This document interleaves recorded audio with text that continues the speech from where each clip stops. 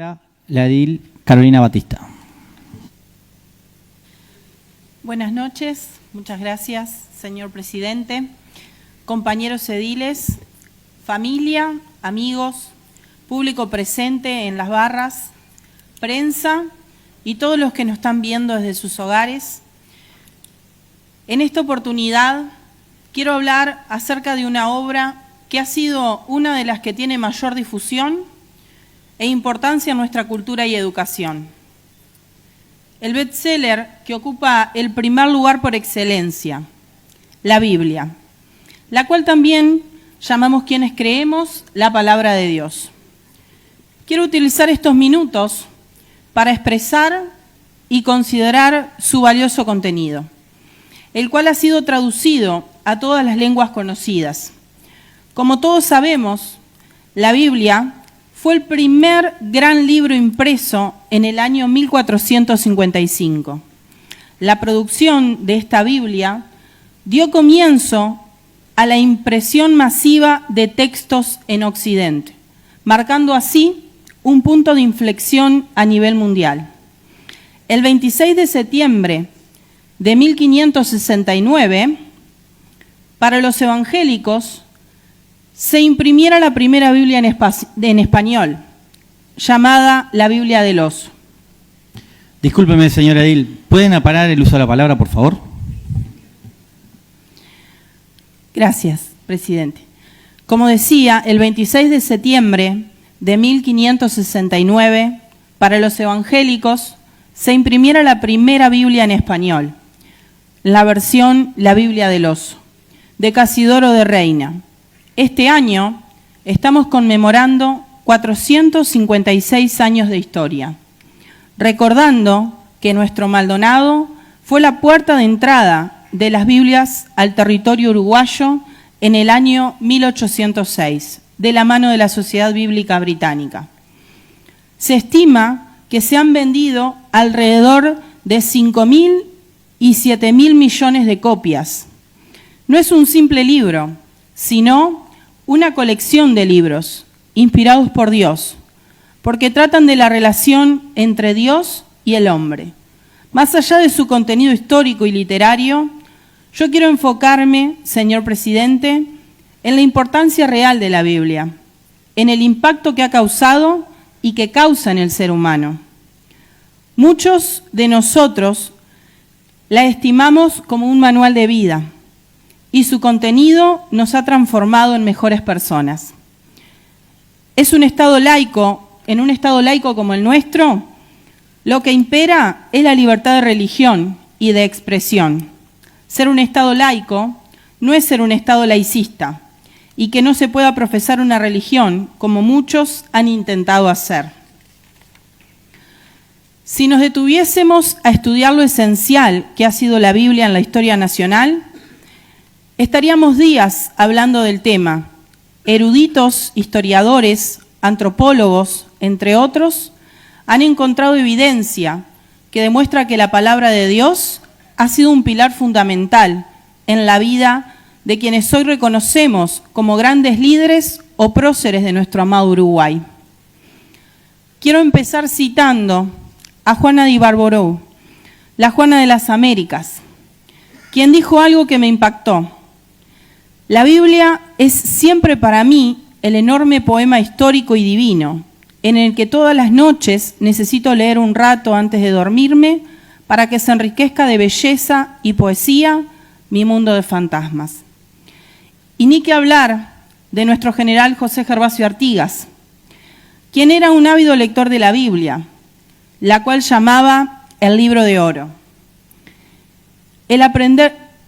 Él realizaba traducciones al guaraní para que los niños pudiesen aprender de ella. Para él era un gran deleite, a cuya lectura dedicaba frecuentemente parte de su tiempo. Su célebre frase, que los más infelices sean los más privilegiados, fue inspirada en un versículo de la Biblia que dice: defiendan la causa del huérfano y el desvalido, al pobre y al oprimido, háganle justicia. Mucho se podría hablar de Artigas y de su relación con la fe, El aporte más interesante que destacan los profesionales. Prórroga, me están solicitando varios ediles, estamos votando.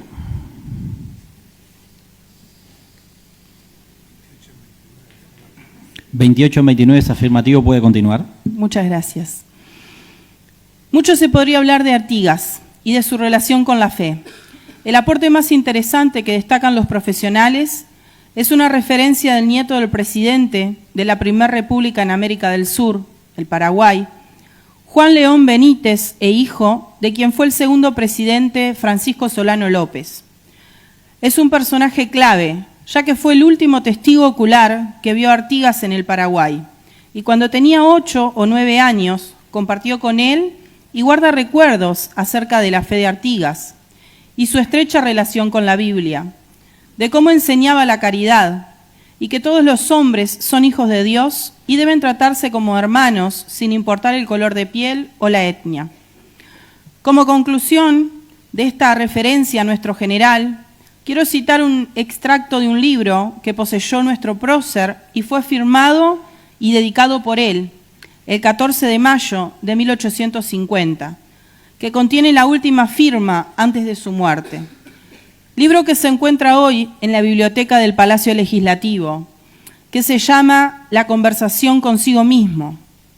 Y dice: la conversación con nosotros mismos conduce a la conversación con Dios. ¿Cuántos hombres grandes hay que no tuvieron otra cosa sino esta maravillosa comunicación, y con todo, no obstante, su excelencia y su necesidad, la abandonamos por ir a sociedades frívolas? Parece que se nos ha impuesto la ley de no hablar de la divinidad.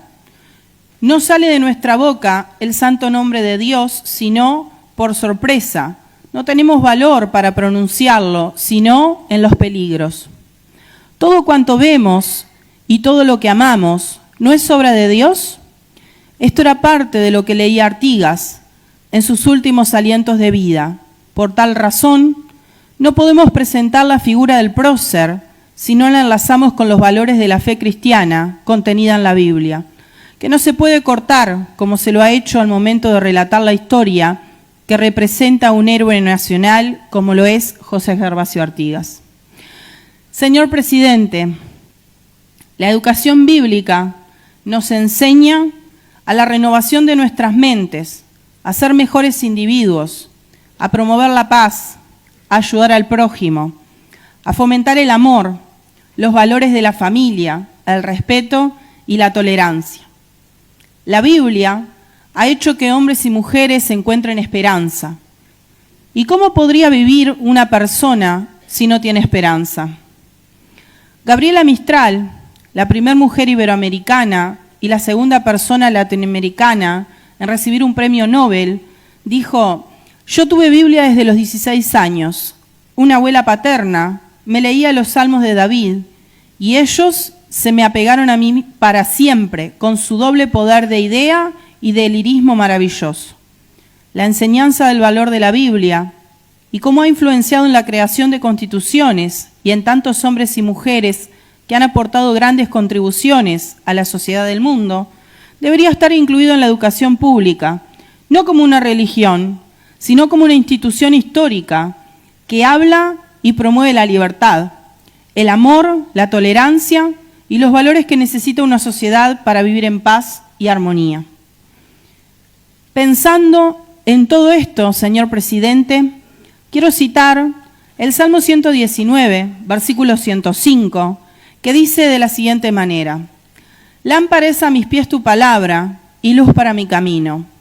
Señor presidente, viendo las noticias, la situación mundial, nacional y lo que está pasando en nuestro departamento, nos lleva a entender que lo que está faltando hoy en la sociedad es luz, porque la oscuridad es nada más y nada menos que ausencia de luz.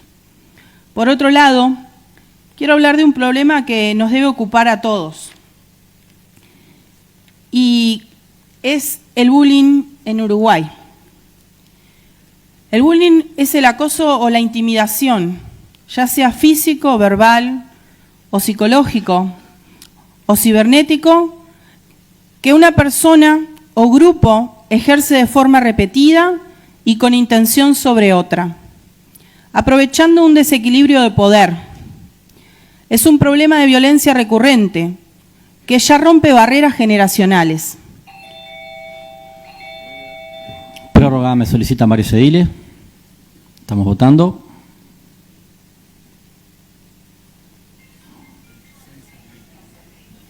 ¿26 en 29 es afirmativo? Puede continuar.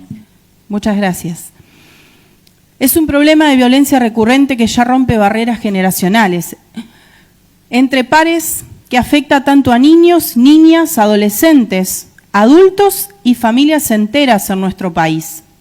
Abarca diversas formas de agresión, tanto físicas como psicológicas, y se ha convertido en un tema de preocupación nacional, con repercusiones significativas en el bienestar y desarrollo de las personas.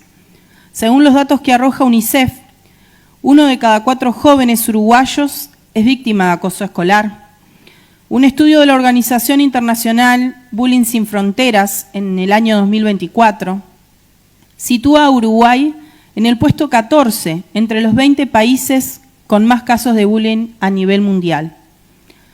Quiero llamar a la reflexión a toda persona que tiene la responsabilidad de cuidar, educar, contener y desarrollar, sean madres, padres, tutores, educadores, entre otros referentes, a tener en cuenta que nuestras palabras y acciones dejan huellas y producen consecuencias, no solo a corto, sino a mediano y a largo plazo.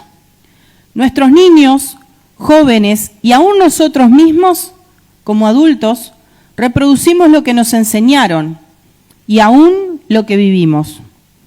El bullying genera raíces profundas en sus víctimas, afectando su salud física, emocional, su desempeño académico y la toma de decisiones a lo largo del tiempo. Entre las consecuencias más comunes se encuentran la baja autoestima, la ansiedad, la depresión, el estrés postraumático, sentimientos de soledad y desesperanza, el miedo, la vergüenza, la dificultad para establecer relaciones de confianza. En casos extremos, puede derivar en autolesiones, incluso en intentos de autoeliminación o uso problemático de sustancias. En la salud, genera dolores de cabeza, problemas gastrointestinales, trastornos del sueño y de la alimentación. Disminución de la concentración, ausentismo escolar, bajo rendimiento y en algunos casos el alejamiento total del sistema educativo. El acoso no solo afecta a las víctimas, sino también incide negativamente en el entorno académico, familiar, laboral y social en su conjunto, deteriorando el clima de convivencia y el rendimiento en su totalidad. Uruguay ha implementado diversas leyes y programas para abordar la problemática. El bullying en Uruguay es un problema grave y extendido que requiere un enfoque multifacético y coordinado. Aunque el país cuenta con un marco legal y programas para combatirlo, las estadísticas demuestran que aún hay un desafío importante por delante. La concientización, la educación en valores de respeto y empatía y la colaboración entre las familias, los centros educativos, organizaciones civiles y las instituciones gubernamentales son fundamentales para crear entornos seguros y protectores para los jóvenes. Maldonado también actúa en este sentido. Desde lo institucional, como distintas organizaciones civiles también trabajan en la prevención de la problemática y la superación de los daños causados por la misma. El domingo 28 de septiembre se realizará una jornada familiar que es impulsada hace ya varios años por los Rotarios, más precisamente por el Club Rotario Isla Gorritis, Punta del Este. La misma impulsa a fabricar cometas y remontarlas, generando así una instancia de disfrute y fortalecimiento de vínculos familiares. En esta edición se suman otras organizaciones, creando no solo una jornada recreativa, sino de aprendizaje, prevención y abordaje, donde se trabajarán temas como el bullying, la prevención del suicidio, el uso problemático de sustancias, entre otros. Coordinada esta jornada por el Club Rotario y la Gorritis de Punta del Este, integra los Hogares Veraca, por el señor Jorge Lima, por COI Artes Marciales. Esta actividad será el domingo 28 de septiembre de 11 a 16 horas en la Explanada de los Dedos. Queremos extender la invitación y reflexionar sobre todo esto. Y me gustaría, señor presidente, que mis palabras sean enviadas a ciertos destinos. Y mande los destinos. Gracias. Al señor intendente, al Departamento de Cultura, a los municipios, a ANEP, a CODICEN, los medios de prensa del departamento. Muchas gracias. ¿Los dos temas a esos mismos destinos? Freire, ¿me solicita la palabra? Sí, buenas noches. Si la DIL me lo permite, quisiera agregar un par de destinos para el segundo tema. A la Dirección General de Salud Mental de ACE y a la Comisión de Salud y también de Derechos Humanos de este cuerpo. Sí. Sí.